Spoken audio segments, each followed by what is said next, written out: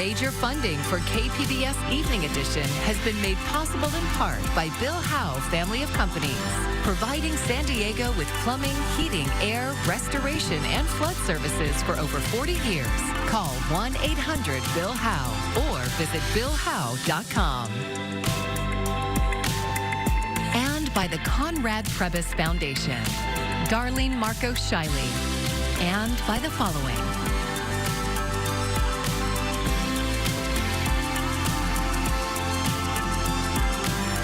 And by viewers like you. Thank you.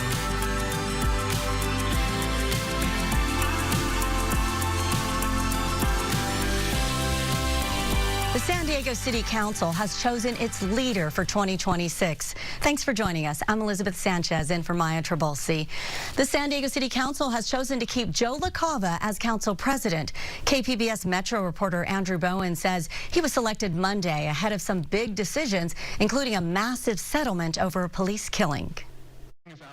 The council president has the power to set agendas and make committee assignments. It can be a powerful position that influences policymaking or mostly a ceremonial title, depending on who occupies the office. LaCava has moderated hot debates over issues like budget cuts and fee increases, but he told his colleagues they've kept things respectful. And I appreciate your tolerance for my love of workshopping and really going into the weeds, which does cause some late meetings, but I think we do a good job of getting the work done. The council faces some major challenges, including how to balance the city's budget. Revenue has been less than expected this fiscal year, and mid-year cuts to services could be necessary. In addition, on Tuesday, the council will vote on what is believed to be the largest settlement in U.S. history over a police killing. In January, an SDPD officer shot and killed 16-year-old Kanoa Stephen Wilson. The attorney for the family says the boy was an innocent bystander who was fleeing another gunman. This young boy is running from gunshots, running away from harm. He's scared. He's running for his life, and he turns the corner, and the police officer is running, towards him. And as he turns the corner, the police officer sees him, and without even having the time to perceive and react and say, police, he just shoots him. The city negotiated a settlement of $30 million to be paid to Kanoa's parents. The council is scheduled to vote Tuesday on whether to approve that settlement. The San Diego County District Attorney's Office is still investigating the case and has not yet decided whether to file criminal charges against the officer. Andrew Bowen, KPBS News. Overall, tonight we're getting down into the upper 40s. Clear skies, though. This morning we had some low clouds, some visibility issues, but that's really not going to be an issue for most of the week. It's not until we get to the weekend that starts to be something to think about again. Mainly staying dry and warm. I'll talk about when our temperatures are going to start to trend back down coming up. South County residents living near the polluted Tijuana River say air purifiers are helping them feel healthier. That's according to a new survey. KPBS environmental reporter Tammy Murga says the findings could guide decisions to get more purifiers into households. People living near where sewage spills over the U.S.-Mexico border have long complained about sickening odors they say give them headaches, coughs, and nausea. After mounting public pressure, the San Diego County Air Pollution Control District began distributing air purifiers about a year ago. A new survey by the district shows the air purifiers are making a difference. More than 1,200 people took the survey. 34% noted fewer allergy or asthma symptoms. Another 33% noted improved breathing comfort. 30% less coughing and throat irritation. Paula Forbes is with the district. She says results also show more than half of participants run the purifiers 24 hours a day or between 4 and 8 hours a day. Alma Denise Perez lives in an apartment in Nestor, near the river. She and her family moved here 2 years ago. Her daughters had allergies and asthma, and their symptoms got worse last summer. She spent months taking them to doctors in search of answers. Mi hija mayor sí. De hecho, le revisaron si tenía rinitis o también le revisaron los ganglios, todo para ver si era algo que tuviera ella, pero no, o sea, todo salió bien, que no era nada de eso. Since using the air purifier over the past year, siento que se enferman menos mis hijas, que me enfermo menos yo. She says she feels some sense of peace knowing that at least one of her daughter's schools is also using air purifiers. Forbes says the results show the purifiers can have a meaningful impact on residents. But she says, we know that the final solution for this is in those long-term infrastructure fixes. There's a proposal to increase the number of purifiers from 1 to 4 per household. The Air District Board will vote on that Thursday. Tammy Murga, KPBS News. California Attorney General Rob Bonta is waiting a new dispute between the developer of an affordable housing project and the city of Del Mar. KPBS North County reporter Alexander Wynn says the Attorney General is warning the city of possible consequences over the issue.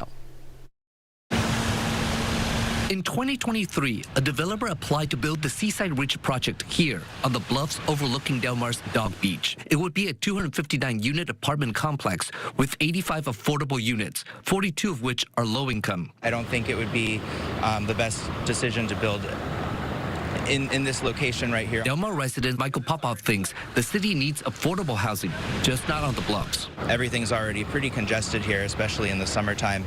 So I personally don't think it would be in the best interest of the city to have it in this location. The city planning department deemed the application incomplete, preventing the application from moving forward.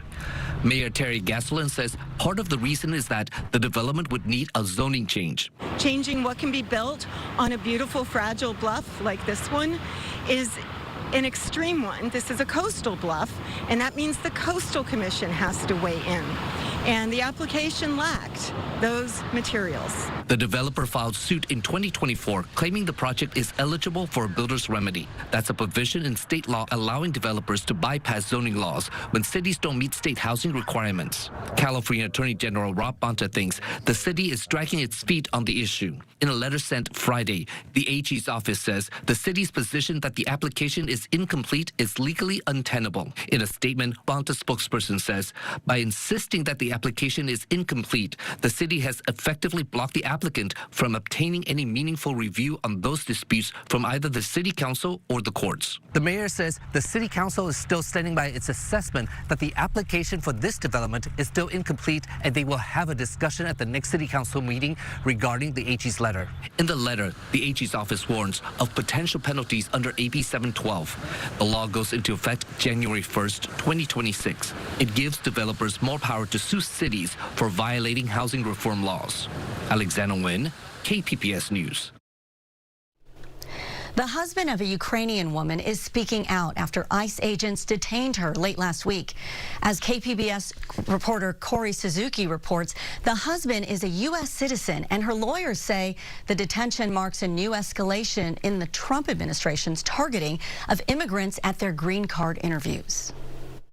Victoria Bulavina had just finished the final interview in her green card application when the officer asking questions said she needed to step out of the room. A moment later, the officer came back. Behind her were 2 federal agents. They handcuffed Bulavina and took her away. That's according to Bulavina's husband, Victor Karol, who was also there. What she's going through right now is not necessary. This is absolutely, I think it's a politics playing out in an ugly way. In recent weeks, immigration lawyers say federal agents have been targeting dozens of immigrants coming in for green card interviews in San Diego, in many cases over small visa violations. But Bulavina's attorneys say her case is even more extreme because she always has had legal status. Caroline Matthews is with Pathways to Citizenship, a nonprofit in San Diego. It's kind of like each day you're unsure what footing you're on. You're not sure what the law seems to change almost daily, and that no one should want that. Bulavina entered the U.S. 3 years ago under a humanitarian program after fleeing the war in Ukraine. Now, Matthews is focused on finding Bulavina and getting her out of federal detention. Karol is focused on holding things together for their family. He's organized a letter-writing campaign and reached out to members of Congress to plead for Bulavina's release. He says he's trying to be there for her, like she has been for him. Yeah, as I said, we give each other this steadiness, so it's my turn now. ICE did not respond to questions sent by KPBS on Sunday. Corey Suzuki, KPBS News. I'm Amna Nawaz. Tonight on the NewsHour, the Supreme Court considers a landmark case on presidential power. That's coming up at 7 after Evening Edition on KPBS.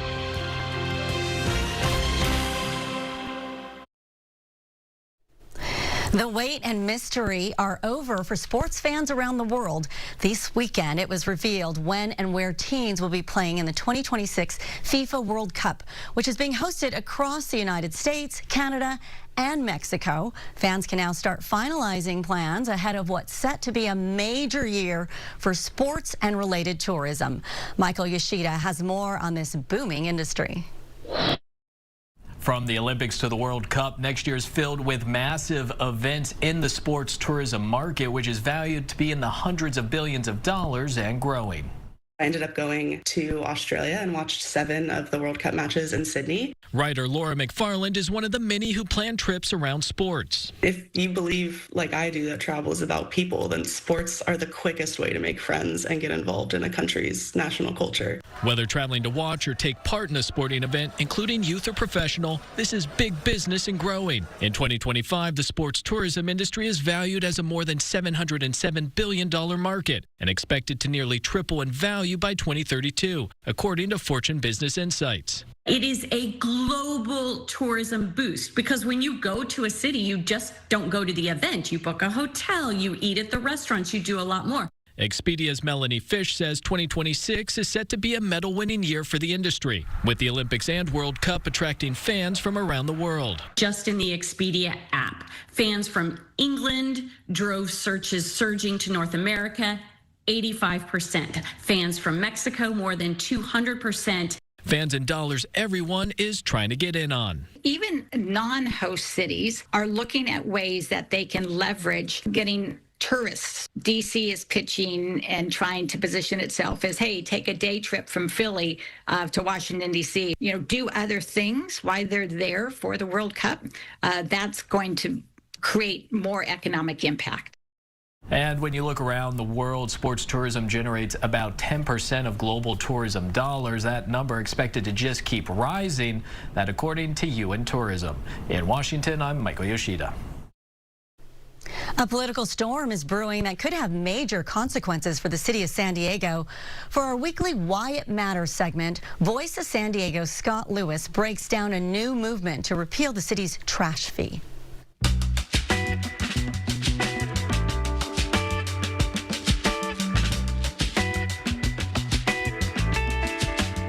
Some powerful people are pushing to throw out the trash fee that the city of San Diego started charging residents this year. And that includes Richard Bailey, the former mayor of Coronado, as well as Kevin Faulkner, the leader of the conservative Lincoln Club and the former mayor of San Diego. Bailey is collecting signatures to gauge support for a ballot initiative, and Airbnb is threatening to help. If successful, it would blow a massive hole in the city's already teetering budget. Why? How did we get here? Well, for decades, roughly half the city, or the people living in condos and apartments, had to pay for trash services. But San Diego picked up trash for single-family homes for free. In 2022, voters approved a measure allowing the city to start charging for trash pickup. And last year, when the San Diego City Council announced the actual fee, many people were outraged. It was nearly double what the city originally estimated. The city started collecting the fee in September on property tax bills. And this wasn't the only hit to residents' wallets this year. The city raised water and parking meter rates. It increased a host of other fees for everything from mooring boats to playing basketball in the rec center. And for the first time, the city is planning to charge for parking at Balboa Park. And they are not done. San Diego City Council member Sean Elo Rivera wants to charge non-residents to enter Mission Bay Park. And he wants to tax owners of empty second homes and vacation rentals. And that's when Airbnb thought it might need to hit back. It polled voters on whether they would support repealing the trash fee. And now Bailey is asking for signatures. Elo Rivera is furious. He said, quote, anyone who suggests this should be completely ashamed of themselves and should be a pariah in any serious San Diego circle. I asked Councilmember Raul Campillo what he thinks. He opposed the new trash fee, calling it a bait and switch. So would he support repealing it at the ballot box? He would not say. This is all going to come to a head soon, and we'll be watching. For Voice San Diego, I'm Scott Lewis, and that's why it matters. Voice of San Diego is one of our partners for the Public Matters Initiative. You can learn more at kpbs.org/publicmatters. Major changes at the Department of Education could leave nursing students scrambling to cover tuition costs. The Trump administration's plan to redefine what counts as a professional degree would exclude nursing. That would limit how much student loan money students can get. Many rely on federal loans to cover the cost of college, but starting next year, that money could be capped at $20,000 a year.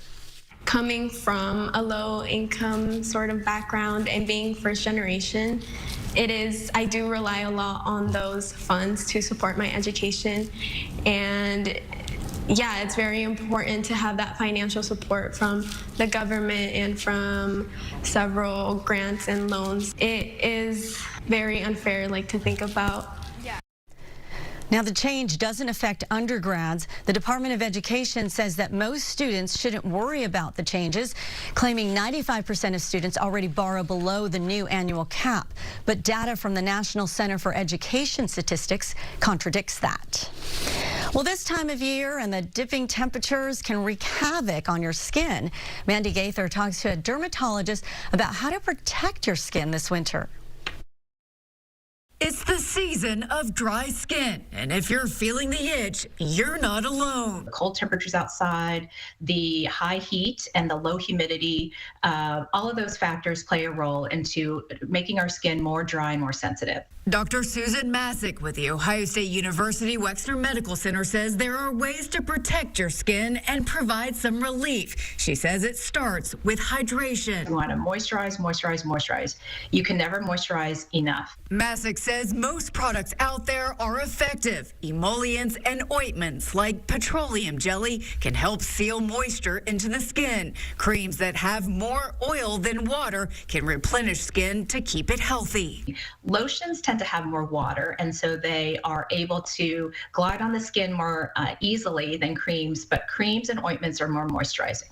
And when outdoors, she says to cover up to make sure your skin isn't exposed to the elements. Inside, consider using a humidifier and avoid taking long, hot showers. Keep it lukewarm and shorter. She says to also pay attention to what you're washing with. And make sure we're using mild soaps, gentle cleansers, avoid the really harsh astringents, toners, perfumes, scented types of cleansers that can actually help irritate the skin. For Health Minute, I'm Mandy Gaither.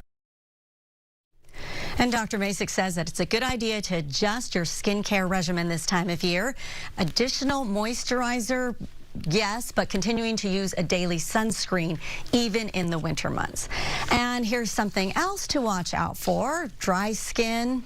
Santa Ana winds can make it worse.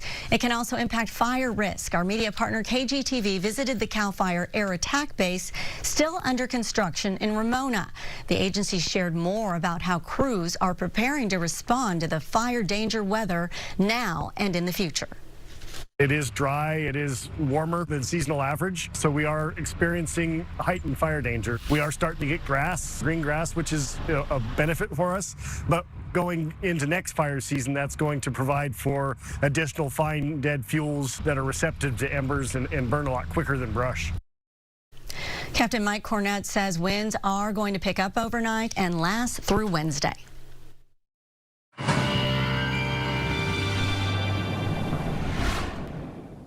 Well, overall, the headlines for this week: warm and dry. Our temperatures have been on a little bit of a warming trend. That peaks tomorrow and Wednesday, depending on exactly where you are. Then we'll start to trend back down closer to where we should be this time of year, thinking about historical averages. Overall, a break from the low clouds and the fog until we get to the weekend. That's when that returns once again. Talking about tonight, we're in the 40s across the board: 42 in Oceanside, 48 in San Diego, 44 for both Borrego Springs and Mount Laguna.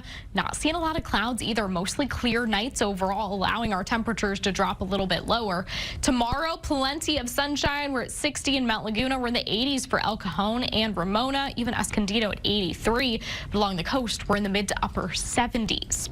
All right, let's talk about what to expect for the next several days ahead. So starting with the coast, where we have more mild conditions, we get up to 74 by the time we get to your Wednesday. Then we start to trend back down. We're back into the 60s by the time we get to Friday. But take a look at those lows. We're staying in the 40s all week, so you definitely will want the jacket on the way out the door in the morning. We go more to our inland regions. We're in the 80s, mid-80s Tuesday and Wednesday. Then we drop 80 on Thursday. We're back to the low 70s by the time we get to your Saturday. Again, our lows all week. We are in the 40s. The clouds start to return as we head later into the week as well.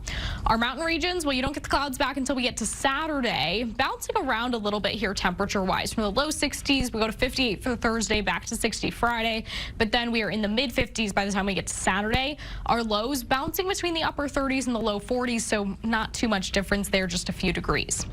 We take you to our desert regions, and we're bouncing between the 70s and the 80s. 77 for your Tuesday, 80 both Wednesday and Thursday. Plenty of sunshine. We get back to the mid-70s by the time we get to Saturday. That's when the clouds return as well. Here, our lows are staying in the low 50s, upper 40s. For KPBS News, I'm AccuWeather's Anna Azalian. We want to remind you of the place to find everything from KPBS. It's called KPBS Plus, our streaming platform. You can install the app on your tablet or smart TV to watch shows like Evening Edition. KPBS members have access to even more programs. You can learn more at kpbs.org/KPBS Plus. Last year, Warwick's Bookstore in La Jolla won Publishers Weekly Bookstore of the Year award for its active role in the community and dedication to hosting vibrant literary events. KPBS arts reporter Beth Accomando visited the beloved indie bookstore to remind people of its long history. Warwick's is the oldest continuously family-owned and operated bookstore in the United States. And Nancy Warwick learned that from a customer. The key to that is that it's always been in my family. My great-grandfather opened the first Warwick's in 1895 in Mankato, Minnesota. W.T. Warwick moved the business to La Jolla in 1939. Now Nancy Warwick is the fourth generation to run the independent bookstore. I love the store. It's just kind of in my blood. It's so much a part of my life. And it was really great because my parents always included us from a young age. They would ask our opinions. They would tell us stories. They'd be funny stories. They'd be sad stories. They'd be stories of shoplifters. The bookstore was the family business, but also a playground for Warwick, especially the dumbwaiter. When I was a little girl, my sister and I used to sit in here and ride up and down and go as fast as we could. If you look in the back of it, you can see that our parking lot used to start here. This was one of our first expansions of the store where we added the back offices. As an adult, Warwick took over the store in the 1990s. The role of an independent bookstore, I can't overstate. It's the sense of connectedness between book lovers, that shared love of a great read and just wanting to hold it afterward.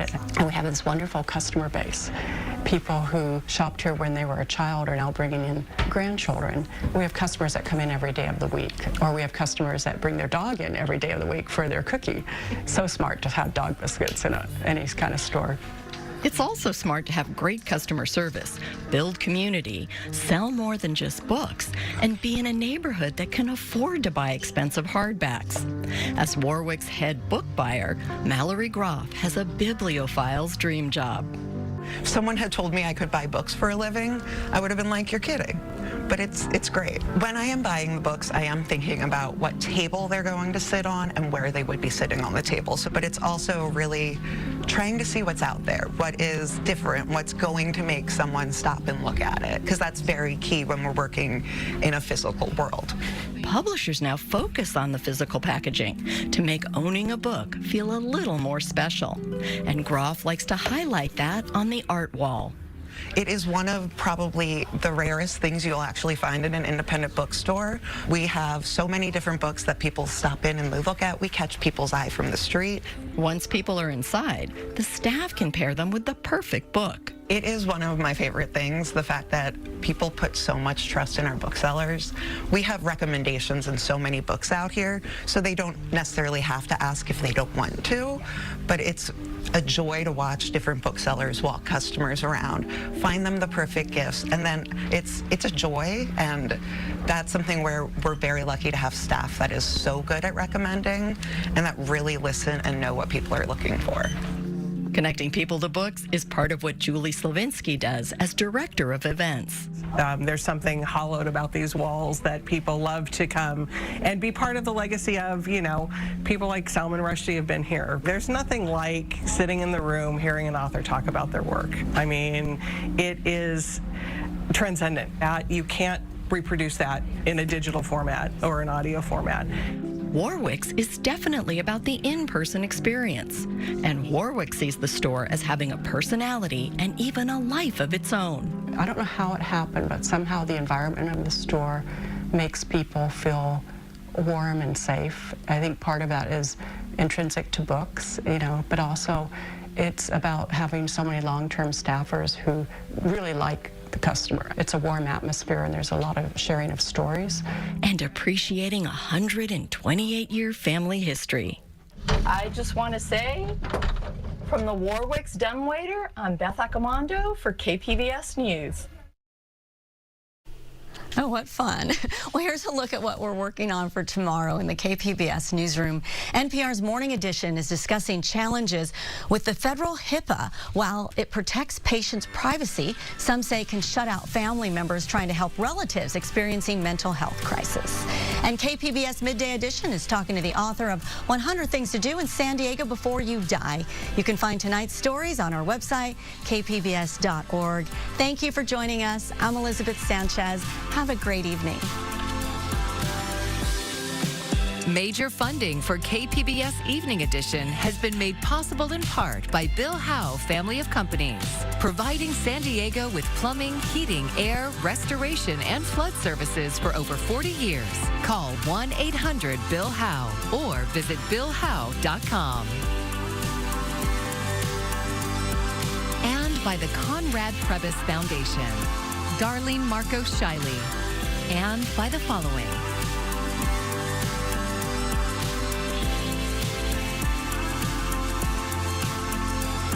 And by viewers like you. Thank you.